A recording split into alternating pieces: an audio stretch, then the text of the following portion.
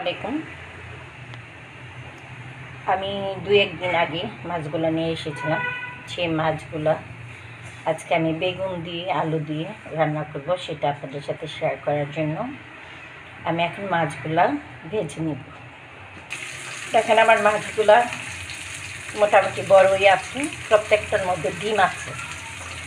তো এইগুলো ভেজে তারপরে আমি আলু আর বেগুনগুলো ভেজে নিব। আপনারা পাশে থাকেন, আপনারা দেখেন আমি কীভাবে রান্না করছি। আর আমি বাইরে যে চিকেন মানুষ, আমরা মাছগুলো ভেজেই খাই। আর এগুলোর মধ্যে ডিম প্রচুর, মাছ ভেজে খেলেই ভালো লাগবে। আমি মনে করি ডিমগুলো সুন্দর থাকবে, ভিতরে শক্ত হয়ে থাকবে, টেস্ট লাগবে। অনেকগুলো তেল দিয়েছিলাম, মাছগুলো আমার ভাজা হয়ে গেছে। এখন আবার কিছুটা তেল দিয়ে দিচ্ছি, আমি বেগুন এবং আলুটা ভেজে নেব। আলু আর বেগুন ভাজলে একটা আলাদা একটা স্মেলও হয়, দেখতেও সুন্দর লাগে, রান্না করতে ভালো লাগে।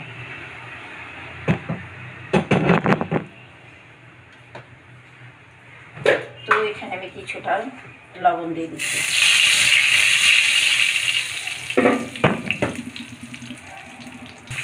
আমি বেগুন আলু দিয়ে দিলাম। মাছের মধ্যে যে কিছুটা হলুদ ছিল, সেই হলুদটা আমি তার সাথে মিক্স করে নিয়েছি।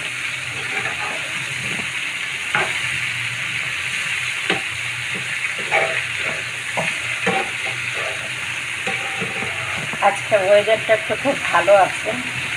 কালকে বৃষ্টি হয়েছিল, রাত্রে বৃষ্টি হয়েছিল, এখন একটু গরম কম আছে। এখন আর গরমের কথা বলতে পারছি না, কারণ রান্নাঘরে আসছি, কাজ করছি, ভালোই লাগছে, তেমন কোনো গরম লাগছে না।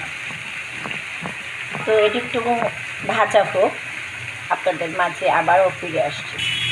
আমার বেগুন ভাজা হয়ে গেছে, আমি এখন রান্না করতে পাতিলাতে বসিয়ে দিচ্ছি। এখন আমি পাতলা তেল দিয়ে দিচ্ছি। আপনারা হয়তো ভাবতে পারেন যে আমার পাতিলাতে, এই পাতিলাতে এত রান্না করি কেন। এই পাতিলাতে রান্না করতে আমি খুব আমার ভালো লাগে। আমার অন্য অন্য পাতিলা আছে, এগুলো খাড়া খাড়া, রান্না করতে একটু কষ্ট হয়, নাড়া দিতে ভালো লাগে না। আমি আগে কড়াইয়ের মধ্যে রান্না করতাম, কড়াইয়ের মধ্যে রান্না করে এখন আমি পেঁয়াজ কুচি দিয়ে দিচ্ছি।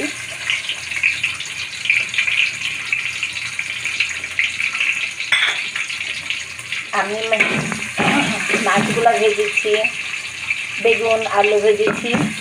তো এটার মধ্যে যদি আমি একটু নাড়া দিই, তাহলে আমার বেগুনটাও ভাঙবে না, আলুটাও ভাঙবে না, আমার মাছগুলো ভাঙবে না, আমার সবগুলাই মানে আস্তে আস্তে থাকবে। আর যদি ছোটো পাতিলাতে রান্না করি, তাহলে মনে করেন যে আমার বেগুনগুলো ভেঙে যাবে আর নাড়তেও প্রবলেম হবে আমার। তার জন্য আমি এই ধরনের পাতিলার মধ্যে রান্না করতে, এই পাতিলা আমার 4টা পাতিলা আছে। 2টাতে আমি সেমাই এবং পায়েস রান্না করি, আর 2টাতে আমি একটাতে ভাজাভাজি করি। এটি একটু নষ্ট হয়ে গেছে। আর এটার মধ্যে রান্না করি, আমার কড়াই আছে আরও কয়েকটা, কিন্তু কড়াইগুলো যখন আমি ইউটিউব চ্যানেল ছিল না, তখন আমি কড়াইতে রান্না করতাম। আর এখন ইউটিউব চ্যানেল হয়ে আমি এই পাতিলাতেও রান্না করছি, আমার প্যানেও রান্না করি, কিন্তু এই প্যানে রান্নাটা হবে না, অনেক ছোট হয়ে যাবে। আমার পেঁয়াজগুলো ব্রাউন কালার হয়ে গেছে। এখানে আমি পেস্ট করে রেখেছিলাম আমার মশলা, তো মশলাগুলো আমি দিয়ে দিলাম। এখানে জিরা, একটু হলুদ, মরিচ, ধইনা, কিছুটা জিরা দিয়েছি স্মেলের জন্য, একটু ভালো লাগে খেতে, তার জন্য দিয়েছি। পারলে আপনারাও দিতে পারেন, জিরা একটা স্মেল আছে। তারপরে দিব ধইনা পাতা, কাঁচামরিচ। আমার মশলাটা কষা হয়ে গেছে, এখন আমি বেগুন দিয়ে দিচ্ছি। সত্যিই বলছি, জিরার ফাঁকিটা দেওয়াতে অনেক সুন্দর একটা গন্ধ বের হয়েছে, অনেক একটা মজার একটা গন্ধ বের হয়েছে। আমি এখন বেগুনগুলো দিয়ে দিচ্ছি।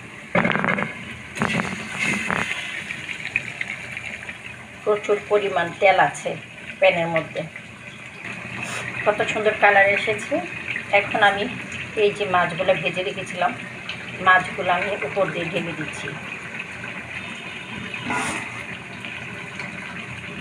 কিছুক্ষণের জন্য আমি ঢেকে দিব।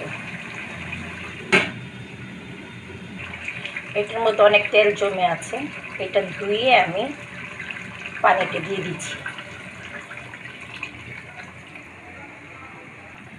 বেগুনের তরকারি একটু ঝোল করে রান্না করে খেয়ে দেখবেন, ভালো টেস্ট লাগবে।